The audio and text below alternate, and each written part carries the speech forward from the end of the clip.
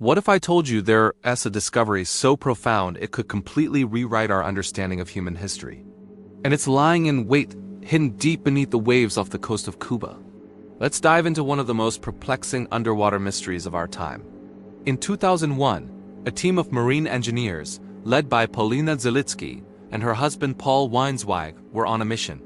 Their company, Advanced Digital Communications, was working for the Cuban government, surveying the ocean floor for potential shipwreck treasures. They were using state-of-the-art sonar equipment to map the seabed in the Gulf of Guanacaste, a deep channel between Cuba and Mexico's Yucatan Peninsula. As they studied the sonar returns, something utterly unexpected appeared on their screens. It wasn't a shipwreck. It wasn't a natural rock formation they'd seen before. The images showed a series of stunningly symmetrical and geometric structures. Think of a vast, sandy plain on the ocean floor, but in the middle of it, an arrangement of shapes that looked artificial. The structures appeared to be organized in a grid, featuring clean lines, right angles, and shapes that resembled pyramids, circular buildings, and roads. It looked, for all the world, like a submerged city. Now imagine the team's excitement mixed with disbelief. They checked their equipment. They ran the scans again. The results were consistent. Sprawled across an area of at least 2 square kilometers, nearly 800 meters, that's over 2,600 feet below the surface, lay what could only be described as the ruins of an ancient metropolis. This wasn't a shallow reef discovery. This was in the deep, dark, crushing pressure of the abyss. To get a better look, they sent down a remotely operated vehicle, an ROV equipped with a camera. What it filmed only deepened the mystery. The ROV captured footage of massive, smooth blocks of stone, some stacked on top of each other. One of the most intriguing finds was a block that looked like it had been deliberately cut from granite, a type of rock that isn't even native to Cuba.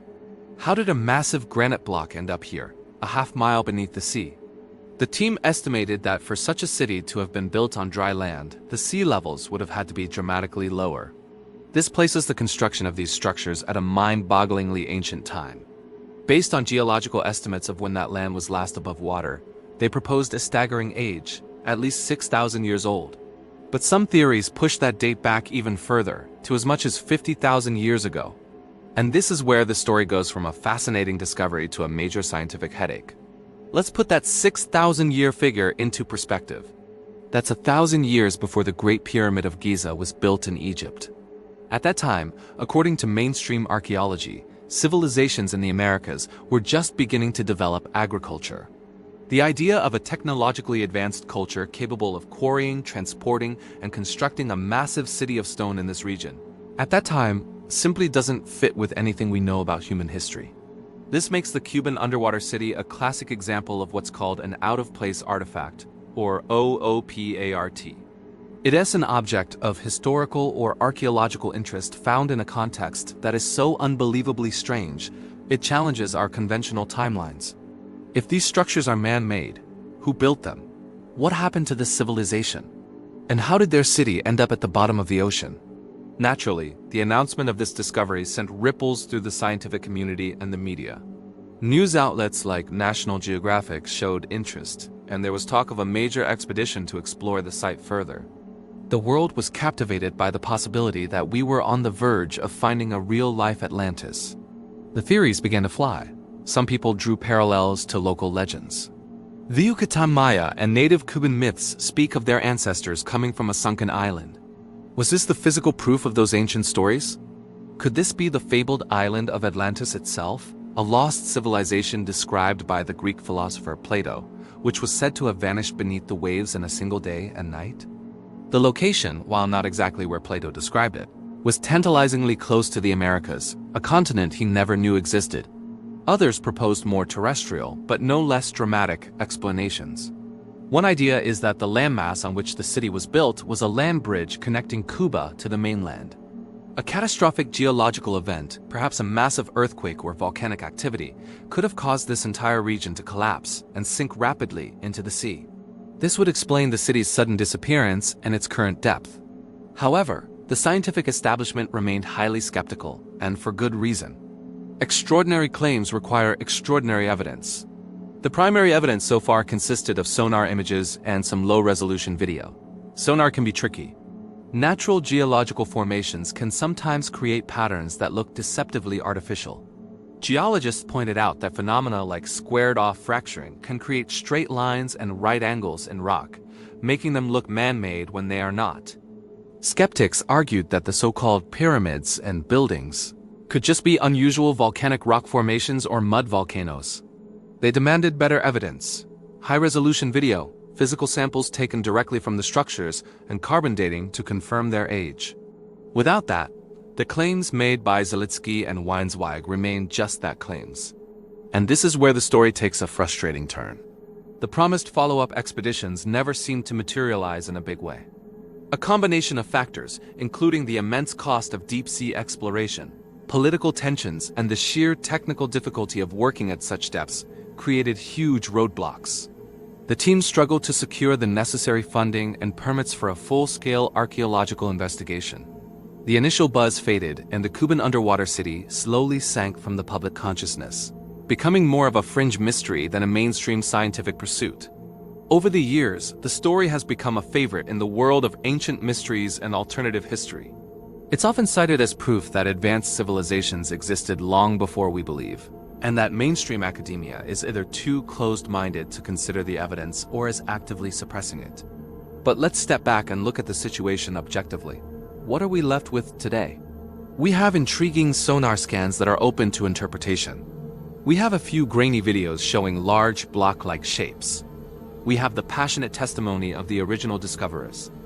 On the other hand, we have a lack of peer-reviewed scientific papers, no physical artifacts brought to the surface for analysis, and a mountain of skepticism from geologists and archaeologists. So, what is the most likely explanation?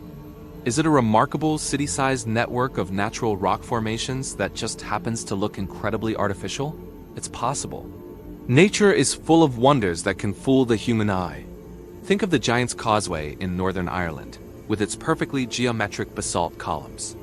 Or, did Polina Zalitsky and Paul Weinzweig really find what they believe they found? Have you ever heard of a lost city hidden deep beneath the ocean waves? Not Atlantis, but a real-life mystery off the coast of Cuba. We're talking about a massive submerged complex of structures, discovered over 2 decades ago, that continues to baffle scientists and ignite the imaginations of explorers worldwide. Welcome to the enigma of the Cuban underwater city. It all started back in 2000. A Canadian company, Advanced Digital Communications, led by Pauline Zalitsky and her husband Paul Weinzweig, was surveying the seabed for potential shipwreck treasures. They were using advanced side-scan sonar equipment, mapping the ocean floor in the deep waters of the Guanacaves Peninsula. What they found was far more astounding than any Spanish galleon. Their sonar images revealed a series of symmetrical, geometric shapes spread across a 2-square-kilometer area. These weren't random rock formations. The patterns were too orderly, too deliberate. They looked like pyramids, roads, and buildings, an entire urban landscape resting on a vast plateau. But here's the kicker, the part that makes this story truly mind-bending: the depth. These structures are located between 600 and 750 meters, that's nearly 2,500 feet below the surface. For perspective, that's deeper than the tallest skyscraper in the world is high. At this depth, the pressure is immense, and there is absolutely no sunlight. It's a world of crushing darkness. How could a city possibly exist there? And more importantly, how could it have been built? The initial discovery was electrifying. The media dubbed it Cuba's Atlantis, or the Lost City of the Caribbean. The researchers returned the following year with a remotely operated vehicle, an ROV, equipped with a camera to get a closer look. The video footage they captured was grainy and difficult to interpret, but it seemed to confirm their sonar data. It showed massive, cut granite blocks, some arranged in pyramid-like shapes, others in circular patterns. Pauline Zalitsky, a marine engineer, noted the stones appeared to be cut, carved, and polished, suggesting they were the work of an intelligent civilization. So, who could have built it? And this is where the mystery deepens into an almost impossible puzzle. According to our current understanding of geology and sea level changes, the last time this underwater plateau was above water was at least 50,000 years ago, during the last ice age. At that time, massive glaciers locked up a significant amount of the world's water, causing sea levels to be much lower. But here's the conflict. Mainstream archaeology tells us that 50,000 years ago, Humans in the Americas were, at best, early hunter-gatherers. The kind of advanced engineering and social organization required to build a massive stone city simply didn't exist yet, or so we believe. The great civilizations we know of, like the Egyptians or the Mayans, emerged tens of thousands of years later. So we have a city in a location that suggests an age far older than any known advanced civilization in the Western Hemisphere. It's a chronological impossibility. This has led to a flood of theories, ranging from the scientific to the highly speculative. One mainstream geological explanation is that these are simply natural formations. Some geologists suggest they could be megalithic sand dikes or other unique carbonate structures that can sometimes form in surprisingly geometric patterns. The idea is that nature, under the right conditions, can mimic artificial design. However, the sheer scale and complexity of the site make many skeptical of this purely natural explanation. The images seem to show too much order, too much symmetry. Then there are the more unconventional theories. One popular idea connects the site to ancient myths of sunken cities, like Atlantis.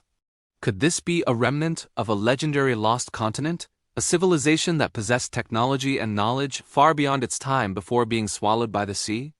Proponents of this theory point to the writings of Plato, who described a technologically advanced island nation that vanished beneath the waves in a single day and night.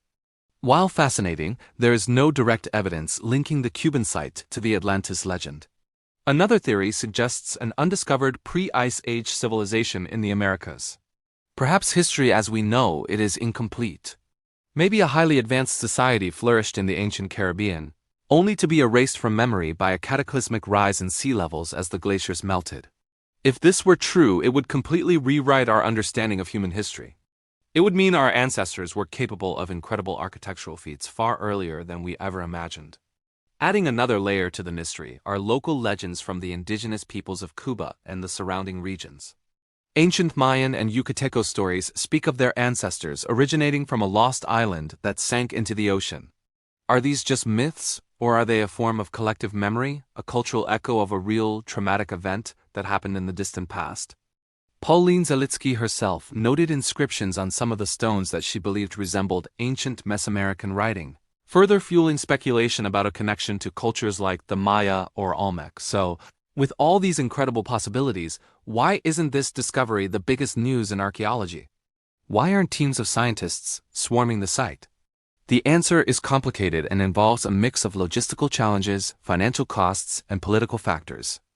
Exploring anything at a depth of 750 meters is incredibly difficult and expensive. It requires specialized submersibles and equipment that few organizations can afford. Furthermore, political tensions and restrictions have historically made large-scale international research projects in Cuban waters challenging to organize. As a result, since the initial explorations in the early 2000s, there has been very little follow-up research. The original sonar data and video footage remain the primary evidence. The story has faded from the headlines, becoming more of a fringe topic discussed in online forums and documentary specials than a subject of active, mainstream scientific investigation. The Cuban underwater city is trapped in a state of suspended animation, discovered yet unexplored. Seen but not understood. It exists as a tantalizing question mark at the bottom of the sea. Are we looking at a geological marvel, a trick of light and shadow on the sonar screen that our pattern-seeking brains have interpreted as a city? Or are we staring at the ghostly remains of a lost chapter of human history, a civilization so ancient it defies our timeline? Could it be something else entirely, something we can't even begin to comprehend? Until a new, well-funded expedition ventures down into the crushing darkness of the Yucatan Channel, we may never have a definitive answer. The city, if that's what it is, will continue to guard its secrets in the silent, deep waters off the coast of Cuba. It remains one of the greatest modern mysteries, a reminder that our planet still holds profound secrets and that our own history might be far more complex and ancient than we ever dared to believe.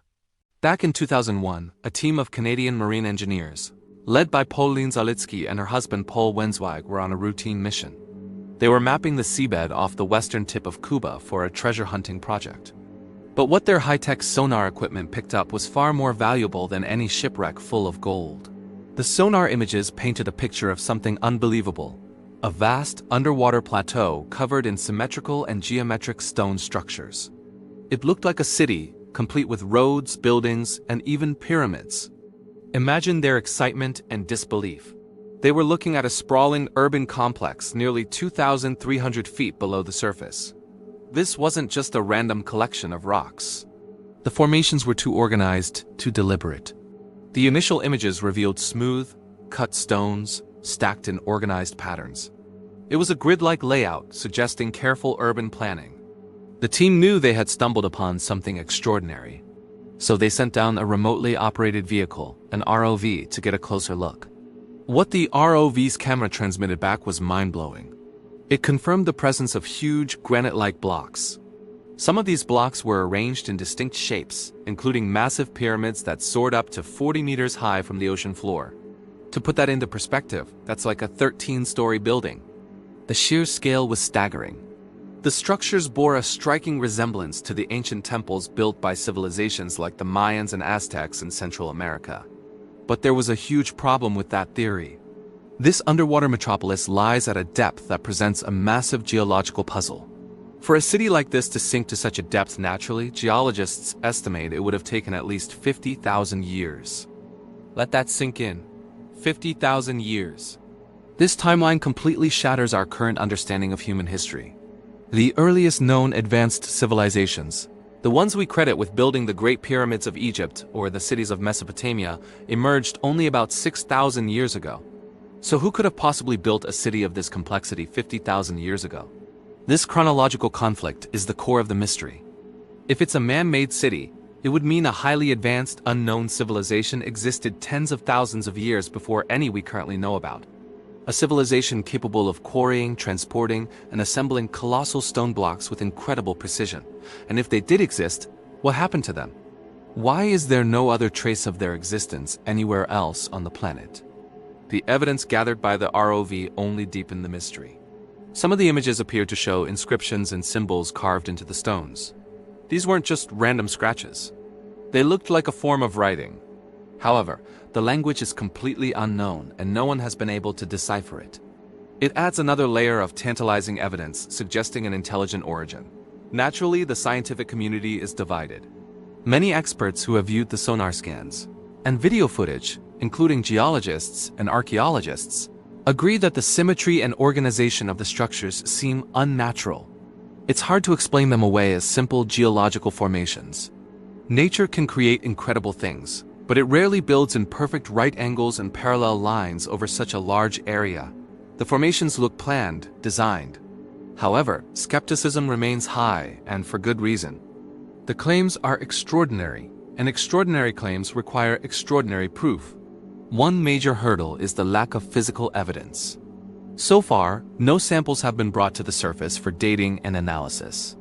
Without a piece of that granite in a lab, it's impossible to confirm its age or how it was shaped. The immense cost and technical challenges of mounting a full-scale archaeological expedition at such a depth have prevented further investigation. So we're left with several competing theories. The first and most exciting is that this is the remnant of a lost, highly advanced prehistoric civilization. Proponents of this idea often link it to legends like Atlantis or Mu, ancient continents said to have been swallowed by the sea. Could this be physical proof that those myths are rooted in reality? Could a catastrophic event, like a massive earthquake or a sudden rise in sea level, have submerged this city and erased its people from history? Another theory is that this landmass was once part of a land bridge that connected Cuba to Mexico's Yucatan Peninsula. The culture that built this city might have been an ancestor to the Maya or other ancient American peoples. Legends from these cultures often speak of their ancestors arriving from a land that sank into the sea. Perhaps this underwater city is that legendary homeland. The pyramid's resemblance to Mayan architecture certainly fuels this speculation.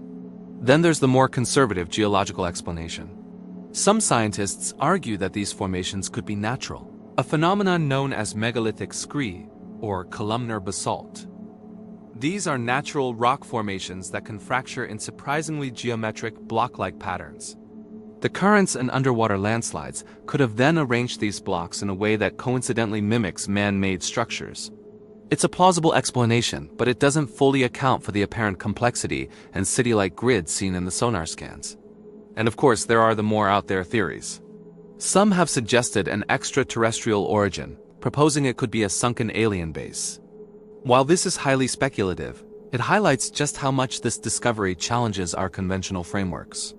When faced with a mystery that doesn't fit our understanding of the world, human imagination tends to fill in the blanks with fantastic possibilities.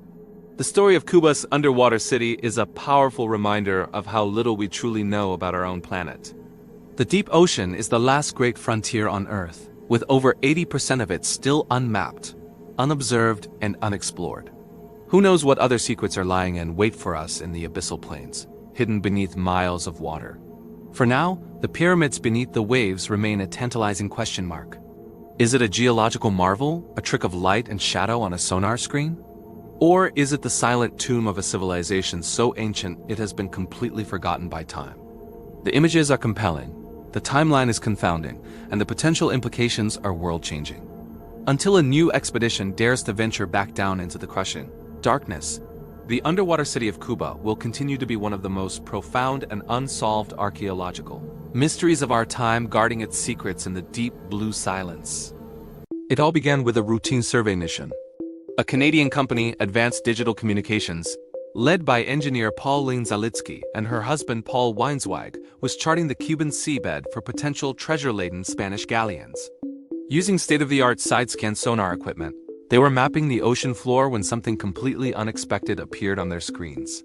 Instead of the gentle sandy slopes they were anticipating, their sonar detected a series of perfectly straight lines, right angles, and geometric shapes. These weren't natural formations, they looked man-made. The discovery was located in the deep waters of the Cuba Channel, a staggering 2,200 feet below the surface. This depth alone makes exploration incredibly challenging. The initial sonar images revealed what appeared to be a vast, organized complex of structures spread out over nearly 2 square miles of a deep-sea plateau. Imagine their excitement and disbelief. They had set out looking for old shipwrecks and instead found what could be an entire submerged city. To get a closer look, the team sent down a remotely operated vehicle, or ROV, equipped with cameras. What the ROV captured was even more astonishing. The video feed showed massive granite-like blocks, some resembling pyramids, others appearing as circular structures and paved roads. The stones were cut with remarkable precision, forming smooth planes, right angles, and distinct shapes. Some of the blocks were huge, estimated to be between 2 and 5 meters in length. They were stacked in formations that looked deliberate and organized, not like a random pile of rocks. Pauline Zalitsky, a marine engineer who had worked on the project, described seeing distinct shapes resembling pyramids, sphinx-like figures, and other megalithic structures. She even noted what looked like inscriptions or symbols on some of the stones, though their nature remains unconfirmed and highly debated. The sheer scale of the site was mind-boggling. It suggested a level of urban planning and construction far beyond what was thought possible for any ancient culture in this part of the world. So the big question is, what is this place? And who could have built it? This is where the story moves from discovery to fascinating and often controversial theories. Let's break down the main ideas. One of the most prominent theories, supported by some geologists, is that this was once a city on dry land that was submerged by a cataclysmic event. Geologist Manuel Iturralde, who studied the site, proposed a fascinating timeline. He suggested that the landmass on which the city was built could have sunk due to local tectonic activity. He pointed out that the Yucatan Peninsula, Cuba, and mainland Florida were once a single landmass. According to his theory, the city could have been built during a period when sea levels were much lower. Then, around the end of the last ice age, melting glaciers caused sea levels to rise dramatically. This, combined with a possible collapse of the land bridge, could have sent the city plunging into the depths. This would place the city's age at potentially over 10,000 years old, making it one of the oldest civilizations on Earth, predating even the Great Pyramids of Egypt. This theory aligns with some local legends. The indigenous people of Cuba, the Maya, and the Yucatecos all have ancient stories about an island inhabited by their ancestors that vanished beneath the waves. The Mayans, for example, have a myth about the island of Atlantis, and some have drawn parallels between these local flood myths and the discovery off Cuba's coast. Could these ancient stories be a form of collective memory passed down through generations, describing a real historical event? It's a tantalizing possibility. However, not everyone is convinced. There's a strong counterargument from the scientific community that favors a natural explanation. Some geologists and oceanographers argue that what the sonar and ROV images show are not man-made structures at all, but rather unusual, yet entirely natural, rock formations. They propose that these geometric shapes could be the result of a geological process known as columnar jointing, where cooling lava or ash forms fractures that create polygonal columns similar to what you see at the Giant's Causeway in Northern Ireland. Another possibility is a type of carbonate rock formation that can create blocky, rectangular shapes through natural fracturing and erosion. Skeptics point out several key issues with the lost city theory. First, the incredible depth. Building such a complex at that depth would be impossible with ancient technology, so it must have sunk. But for a landmass to sink 2,200 feet so rapidly without leaving more obvious geological evidence is highly unusual. The rate of sea level rise after the Ice Age, while significant, was gradual over thousands of years. It wouldn't cause a city to suddenly drop into the abyss. People would have had time to move. Furthermore, the granite composition is another point of contention. Granite is an igneous rock formed deep within the Earth's crust. It's not typically found in the geology of the Caribbean islands. If the structures are indeed granite, it would be a major anomaly.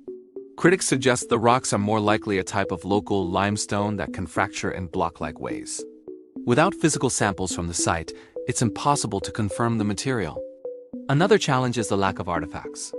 In any city, ancient or modern, you'd expect to find tools, pottery, statues, and the everyday objects of human life. So far, no such definitive artifacts have been recovered or clearly identified from the Cuban site. While the team reported seeing symbols, these images are not clear enough to be confirmed as writing or carvings, and could just be natural patterns on the rocks. This brings us to where the project stands today. After the initial buzz and excitement in the early 2000s, the research seems to have stalled. Why? Several factors are at play. The immense technical and financial challenges of exploring a site over 2,000 feet deep are enormous. It requires specialized submersibles, highly trained teams, and a massive budget. A deep-sea expedition of this scale is a multi-million-dollar undertaking. Political factors have also played a role. The strained relationship between Cuba and the United States for many years made international scientific collaboration difficult. Access to Cuban waters was, and to some extent still is, tightly controlled. Without the full backing and resources of major oceanographic institutions or governments, the project led by a private company faced an uphill battle. The discovery became a flashpoint for controversy. Mainstream archaeology and geology were highly skeptical, and some accused the discoverers of making sensationalist claims without sufficient evidence. This scientific skepticism can make it very difficult to secure funding for further research. Essentially, to get the money to prove it's a city, you first need to have some proof it's a city, a classic catch-22. So what is the future of the Cuban underwater city? For now, it remains an enigma, resting in the silent darkness of the deep sea. The sonar scans and ROV footage are compelling, but they are not definitive proof. To solve this mystery once and for all, a new, fully funded expedition is needed. This mission would need to map the site in much higher resolution and, most importantly, collect physical samples from the structures. Only by analyzing the rock itself and searching for tangible artifacts can we determine if this is a stunning natural wonder or a revolutionary archaeological find. Imagine if it were real. A city over 10,000 years old would completely rewrite our understanding of early human history and civilization in the Americas. It would prove that sophisticated societies existed far earlier than currently believed. But until that day comes, the Cuban underwater city remains a tantalizing what-if. It's a powerful reminder that our own planet still holds vast unexplored frontiers and secrets waiting to be uncovered. Deep beneath the waves, off the western coast of Cuba, lies a mystery that has puzzled scientists and enthusiasts for over 2 decades. In the year 2000, while scanning the seabed for sunken Spanish treasure ships, a Canadian company led by Pauline Zalitsky and her husband Paul Wenzweig stumbled upon something truly extraordinary.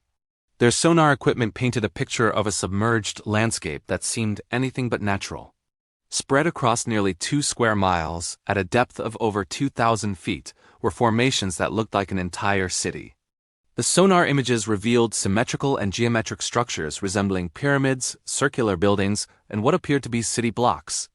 It was a stunning, almost unbelievable find. They called it the Cuban underwater city. Could this be a lost metropolis, swallowed by the sea thousands of years ago? The discovery immediately ignited a firestorm of speculation. The structure's organized layout was too precise to be a random geological formation. It looked planned, designed, man-made. The initial excitement was palpable. The media dubbed it Cuba's Atlantis, and theories began to fly. Some drew parallels to ancient myths of sunken civilizations, while others wondered if it could be evidence of a previously unknown advanced culture that once thrived in the Caribbean. The location itself added to the intrigue. The Yucatan Channel, where the city was found, is a geologically complex area. The researchers who found it suggested that the city could have been built on a land bridge that once connected Cuba to Mexico's Yucatan Peninsula, before being submerged by rising sea levels at the end of the last ice age.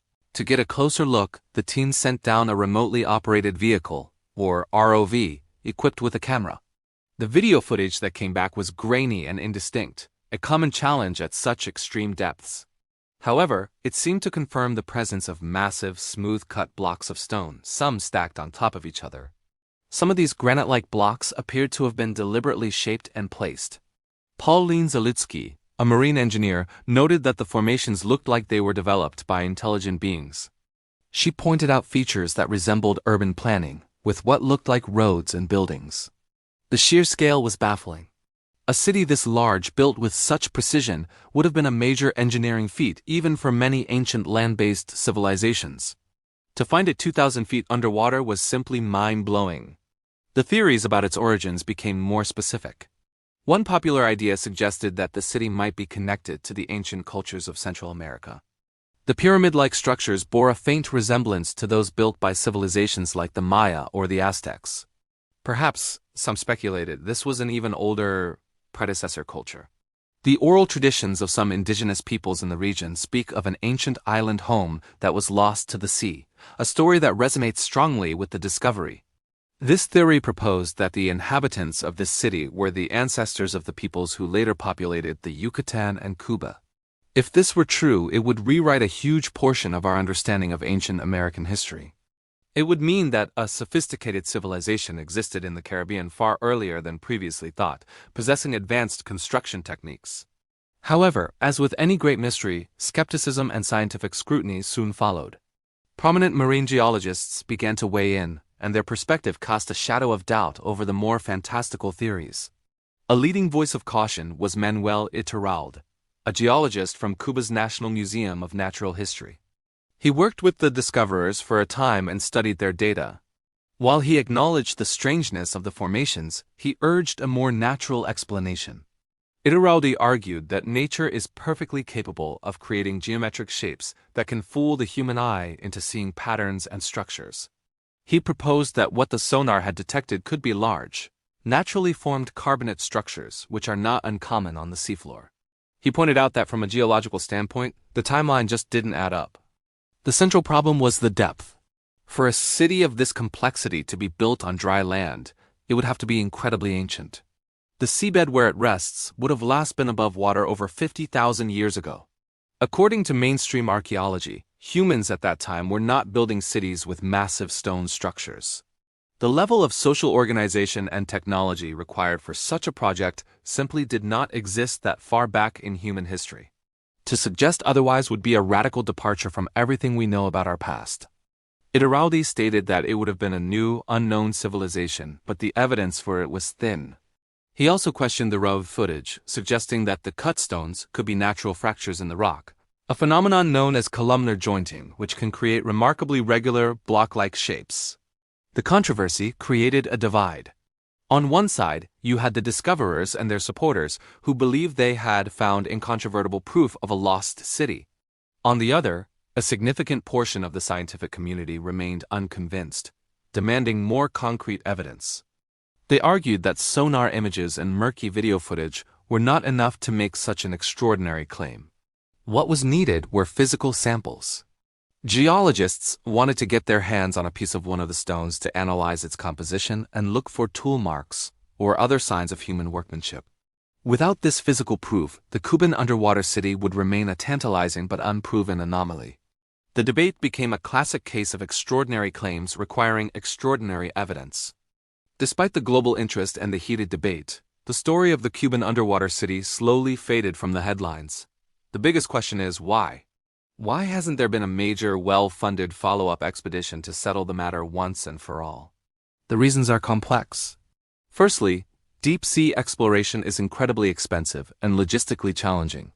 Sending submersibles and ROVs to a depth of over 2,000 feet requires millions of dollars and specialized equipment. Secondly, there were political and economic factors at play. The relationship between Cuba and other nations, particularly the United States, has historically been complicated, making international scientific collaboration difficult. Permission to conduct research in Cuban territorial waters was not always easy to obtain. The original company that made the discovery also faced financial hurdles, and the initial momentum was lost.